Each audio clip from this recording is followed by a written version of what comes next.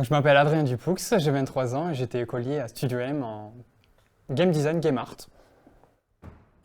Et bonjour, je m'appelle Michael. Comme Adrien, j'étais écolier ici à Studio M et j'étais en co-formation artiste à Micros Animation pour Pas de Patrouille 2.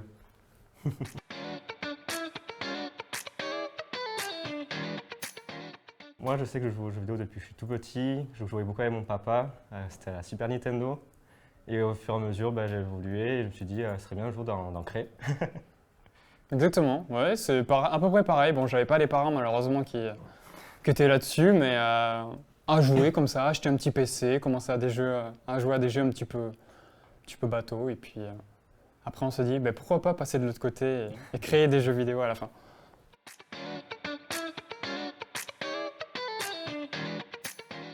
Donc après Studio M, j'ai fait un stage de 3 mois pour le CHU de Purpan, dans lequel on devait faire un serious game qui consistait à diagnostiquer les personnes atteintes de mastocytose et à les aider à guérir, ou du moins à se sentir mieux suite à ça.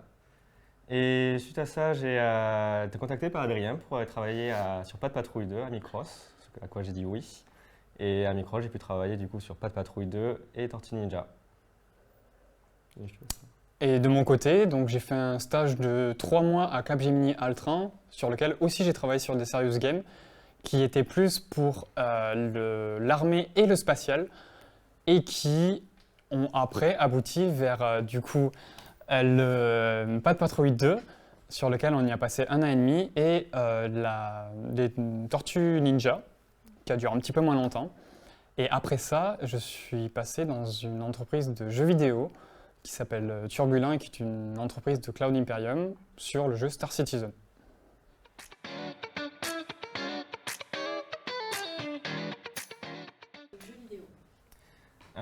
Patience et créativité, je dirais, parce que c'est très important déjà de développer sa créativité parce que c'est comme ça qu'on fera des trucs nouveaux, mais aussi d'être patient parce que c'est pas une qualité qu'on va développer du jour au lendemain.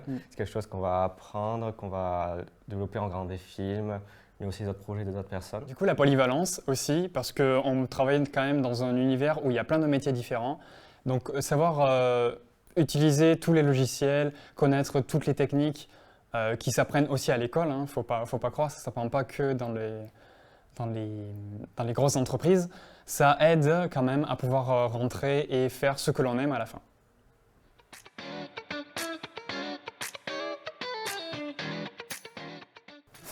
Faut pas avoir peur de partir à l'étranger ou quoi que ce soit pour faire nos travaux parce qu'ils sont internationaux et le monde entier recèle d'entreprises et de jeux en général qui sont vraiment divers et variés et qui permettent de prendre de l'expérience supplémentaire. Oui, et puis on va pas se le cacher, c'est un domaine qui est assez sélectif, donc c'est pour ça qu'il faut vraiment pas avoir peur de partir parce qu'au final, ça devient une double expérience en fait. Tu auras une expérience en entreprise qui sera toute nouvelle, donc le jeu vidéo ou le cinéma, mais aussi une nouvelle culture que tu vas devoir apprendre et vivre avec. Et c'est super intéressant au final, même si c'est sûr qu'au début il y a toujours un peu de peur, mais vraiment très intéressant comme expérience. Ça forge, ça forge au départ, mais c'est vraiment. Je dirais pas que c'est nécessaire parce qu'il y a de très très bonnes entreprises ou de studios de jeux vidéo ici en France et même à Toulouse.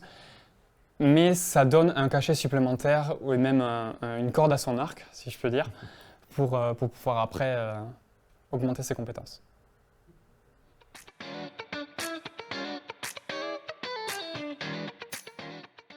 Donc pour moi, la formation Studio M, c'est un bon tremplin parce que ça permet de pouvoir découvrir de nouvelles choses parce qu'on va peut-être penser rentrer dans la formation en ayant pour objectif de faire du code ou de l'animation.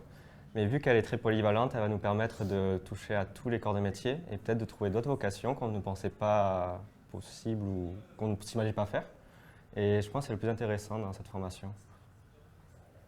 Exactement. Ça permet aussi de toucher à d'autres corps de métier qui ne sont pas liés directement aux jeux vidéo, comme l'animation 3D, les VFX ou même le serious game, qui ont des logiciels pour la plupart génériques et sur lesquels on apprend donc à l'école ici à Studio M et qui nous permettent du coup de partir sur d'autres horizons si nécessaire.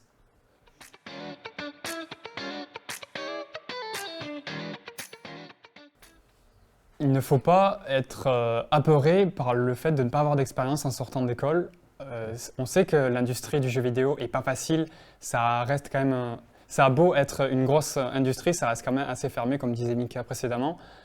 Il ne faut pas avoir peur d'aller demander aux entreprises en tant que nouveau, en tant que passionné, qu'on peut donner notre pierre à l'édifice. Et c'est souvent grâce à ça qu'on se fait Connaître. qu'on se fait connaître exactement et qu'on peut rentrer dans les entreprises parce que sans culot, de toute manière, on ne va pas aller voir les entreprises et on ne pourra pas aller plus loin là-dedans. Et pour ajouter, oui, en plus parler avec les personnes de l'entreprise, ça permet aussi de savoir leurs attentes, donc savoir comment travailler ton portfolio. Et, mais aussi du coup avoir un premier contact peut-être avec ton futur chef. Donc déjà montrer que tu vas directement vers lui, c'est un plus parce qu'il va se souvenir de toi. Donc c'est très important ce côté réseautage, en tout cas dans notre domaine, je pense dans quasiment tous les domaines.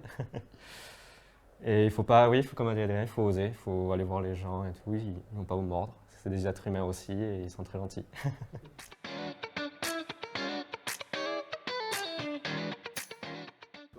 N'hésitez pas à explorer les horizons, car c'est grâce à ça que vous verrez d'autres choses et que vous ajouterez des cordes à votre arc.